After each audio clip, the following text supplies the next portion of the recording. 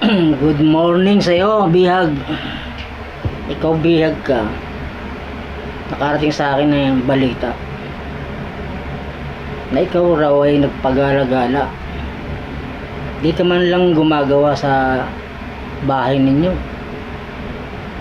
Di ka naghuhugas ng pinggan. Di ka naglalaba.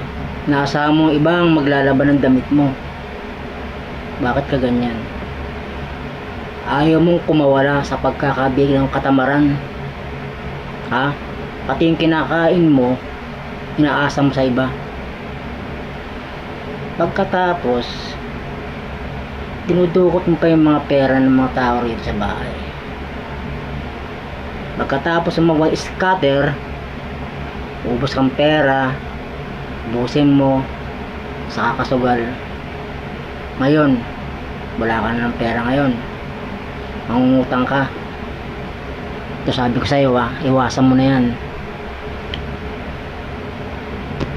Kinig ka.